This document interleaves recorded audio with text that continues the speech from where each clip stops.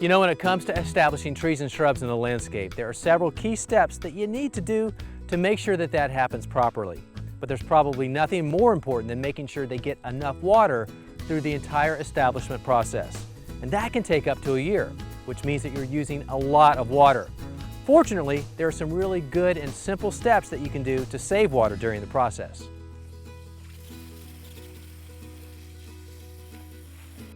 Now, about the supplemental watering part, what's the best way to do that? Well, in my book, you have three main options. Hand watering. One, you could deep water by hand. That's where you literally stand over the plants and water, but it's very important to direct the water right at the soil level and all around the root zone. That's where a good watering wand comes in handy. And it's a real back saver too. How much water? Well, long enough so you get a sense that the root zone is thoroughly soaked without being soggy. I like this method because it really gets me out there with the plants and I can monitor how they're doing at the same time. The downside is that this is the most time-consuming way of watering. If you have a lot of plants you're working to establish, it can literally take hours per week. Soaker hoses are one of the best ways to water efficiently, and I love using these whenever I want to establish newly planted trees or shrubs, or if I just want a slow flow of water right at the soil level all through the season. I use soaker hoses around my larger tree plantings to ensure a wider area of ground around each plant is getting a thorough soaking. But I also use soaker hoses in all the raised beds of my vegetable garden. Soaker hoses release water along the entire length of the hose, right at the root zone.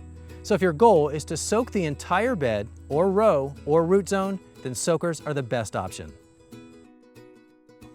Drip irrigation is likely the most efficient way to deliver water right to the root zone with pinpoint accuracy and a measured amount of water. And these systems are ideally suited for shrubs and containers and vegetable gardens.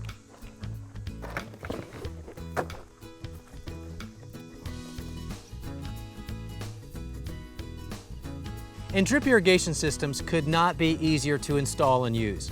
These days you can find complete kits designed with the home gardener in mind. Everything you need is included for all of the most basic projects. And if you need additional parts, they're inexpensive and readily available wherever irrigation supplies are sold. Typical kits include the parts you need to connect it to a faucet, a pressure reducer to minimize the force of water passing through the line, a 1/2-inch supply line, and a 1/4-inch tubing to direct where you want the water to go around your plants or containers. And then, of course, a supply of various drip emitters to control the volume of water per hour passing through each one. Some kits also include, or you can buy it separately, 1/2-inch drip tubing that has emitters built into the hose at certain intervals. There's one other option for getting plants established, and that's overhead irrigation, from an in-ground system like I have, or from portable freestanding sprinklers. While these systems work and are likely the most practical options for larger areas or where the previous three other options are just not practical, overhead watering definitely uses the most water. But if overhead watering is the route you need to take, there are certain things to keep in mind in trying to establish plants this way. First, timing is important. Water early in the morning when winds are calm and temperatures are lowest. That's when the risk of evaporation is least. Next, water deeply and less frequently versus short, more frequent cycles. Since overhead watering is much less targeted, less water will hit your mark. Consequently, it will take significantly longer for the targeted area to get the needed amount of water, sufficient to penetrate deeply enough into the soil to soak the root zone.